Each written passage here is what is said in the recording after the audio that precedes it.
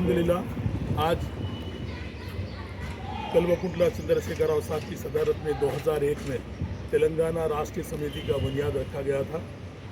जो आज टीआरएस जाकर भारतीय राष्ट्रीय समिति के तौर पर हमारी पार्टी उभरी है।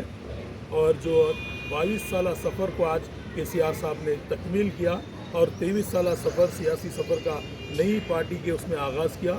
कल्वकुंटला चंद्रशेखर राव साहब वो शख्सियत का नाम है जो अनहोनी को होनी और होनी को अनहोनी बनाने वाली शख्सियत का नाम है,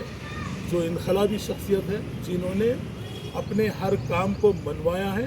और जिन्होंने जो चीज़ सोचा नहीं था लोगों ने तेलंगाना अलहदा रियासत को क़ायम करना, आज उसको क़ायम किया। और आज हम भारतीय राष्ट्रीय समिति बने हैं, भारतीय राष्ट्रीय समिति बनाए हैं तो हिंदुस्तान में भी इंशाअल्लाह सियासी तौर पर तब्दीली आएगी और कल्वकुंटला चंद्रशेखर राव साहब शख्सियत जैसी शख्सियत मुल्क का वज़ीर आज़म बनेगी और पूरे हिंदुस्तान में बीआरएस का बोलबाला होगा और बीआरएस ही मरकज़ में सरकार बनाएगी। और जहाँ तक रियासत तेलंगाना में है, आने वाले इंतखाबात में कल्वकुंटला चंद्रशेखर राव साहब और कल्वकुंटला तारका रामाराव साहब की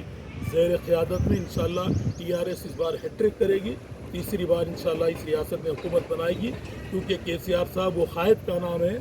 जिनका अगर नाम लिया जाए तो लोग ये कहते हैं कि एक फलाह बहबूद वाली शख्सियत है। अगर उनका नाम लिया गया तो वेलफेयर स्कीमात वाली शख्सियत है। अगर केसीआर साहब का नाम लिया जाए तो लोग कहेंगे कि वो अवामी क़ायद है, जो आवाम के दिलों को जीतते हैं, जिन्होंने आवाम की दहलीज तक अपने स्कीमात को पहुँचाते हैं। वो शख्सियत कल्वकुंटला चंद्रशेखर राव साहब है, जिनके कारनामों को अगर मैं बताऊँ तो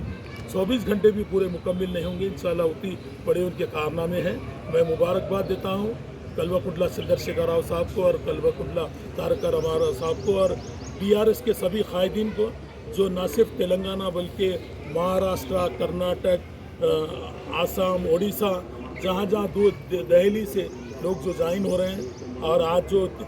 सबसे ज़्यादा अगर कोई पार्टी में अगर कोई लोग ज्वाइन आवाम का एक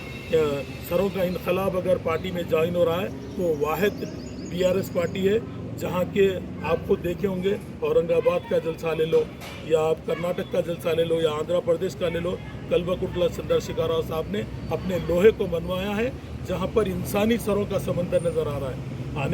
आने वाले दिनों में महाराष्ट्र में भी इंशाअल्लाह